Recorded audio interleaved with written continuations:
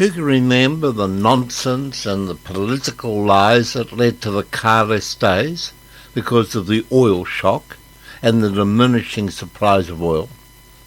We must not forget the Y2K fear that all our computers throughout the world would crash at midnight of the new millennium. A fairy tale of huge proportions led by some of the most despicable or easily led idiots, certainly this century. Recently, we have a growing army of brainwashed people all believing CO2 can actually affect the climate, and these dumbest of the dumb listen to and hang on to every word of a schoolgirl who has never given any sense of understanding to any logic acceptable to any thinking person on a subject driven mostly by the toxic greens, and certainly here in New Zealand by a clown. Yes, a very dangerous clown called James Shaw. We now have the latest load of fear-mongering, OMICRON. We have large numbers of our population who hang on to every word that Ardern, her so-called experts, and the reported word from the biggest liar, despicable voice of doom, that's a fellow called Fauci, an expert that has misled the world right from the beginning of COVID-19 epidemic. Dr. Anthony Fauci, the advisor to the USA White House, was up to his neck actually funding coronavirus research and development in China, actually using USA taxpayers' funds. Just shows you how incredibly stupid that man actually is. How incredibly stupid that our Prime Minister's mob are in fact taking any notice of that little lying creep, Anthony Fauci. After a year of nothing to show for a fruitless battle against the COVID bug that can't be defeated, governments including the childish New Zealand government's new traffic light control will control the population at any cost, have rolled out another more of the same plan involving more vaccination mandates on private companies, jabbing healthy, crying children, demanding more booster shots of vaccines already proven not to work as initially advertised, and reinstituting travel bans at the drop of the letter of the Greek alphabet. Bonus points: recent tests indicate that Pfizer and AstraZeneca vaccines are next to useless, nearly useless, against this latest new variant, Omicron. Now, speaking of which, thanks to an increasingly irresponsible media, Omicron has now terrified the civilized world, setting off cries for more lockdowns and general harum-scarum, even though the international death toll of this bug is so far a grand total of, wait for it, a death toll, its grand total is none. Omicron is a very mild strain of COVID-19 and the perfect variant to allow freely into our society as a vehicle for true herd immunity.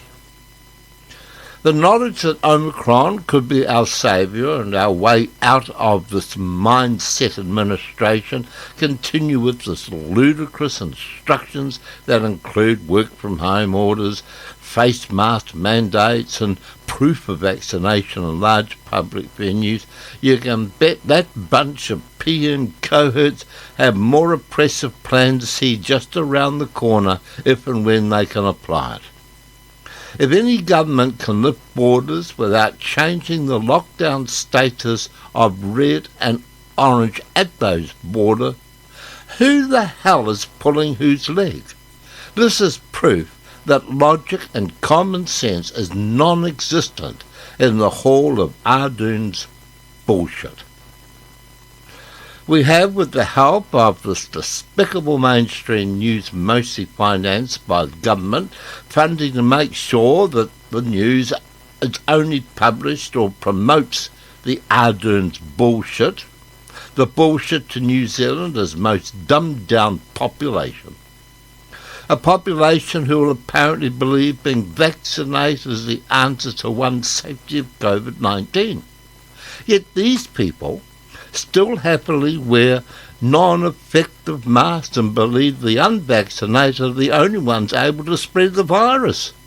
So while the dumb-downs still believe that crap that's being fed them from the Ardern, Baker, Wilkes, Bloomfield bunch, how are we, as a nation, grasp this gift of Omicron to put an end to this constant medical crap that we're constantly being fed about COVID-19? Meanwhile, hospitals are laying off unvaccinated staffers hailed as heroes only just a few months ago who refused to take part or participate taking the vaccination jabs. The staffing shortages at all levels of business, of course, are a direct result of Crazy Cindy's mandates. Further an echo of the supply chain problem currently plaguing New Zealand and most businesses, they're also slowing down the processing and discharge of patients from hospitals, thus contributing to the hospital bed shortage. And on the education front, many schools were adamantly refusing to return to normal, making it clear the teachers' unions are more about their bloody unions and teaching. With the right-on-time appearance of Omicron, the most ill-informed and indoctrinated group, being the teaching workforce, can now close the schools for the summer season without, at this time, using Omicron as an excuse to demonstrate their stupidity. In their dangerously silly little woke minds, Omicron may be a good backstop when school should commence in late January. Finally, on the demonisation front, things have only gotten worse, with Ardern, the Red Queen herself, leading the charge against the unvaccinated. Now, back in September, she divisively charged that unvaccinated people are harming their economic recovery, making people sick and causing others to die. Too many of those dumb lumps sitting in front of TV listening to that crap, they actually believe that nonsense. And on top of that, most doctors must now follow political guidelines in dealing with patients, and increasingly unvaccinated patients are actually not being completely refused service, but difficult for them to sometimes get it. A violation of the physician's professional oath. The long struggle over socialised medicine is now essentially over. Going forward, expect the slogan, "My body, my choice." But who's listening? Our doctors in New Zealand cannot discuss the government policy if you question them. Our New Zealand doctors have become clones of the mistruths being fed us from Wellington. Let's make this quite clear.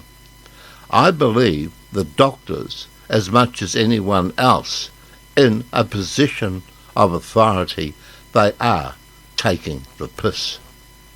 As the bullshit is peeled away, we will see a huge resistance from all age groups to participating in the need of any booster shot.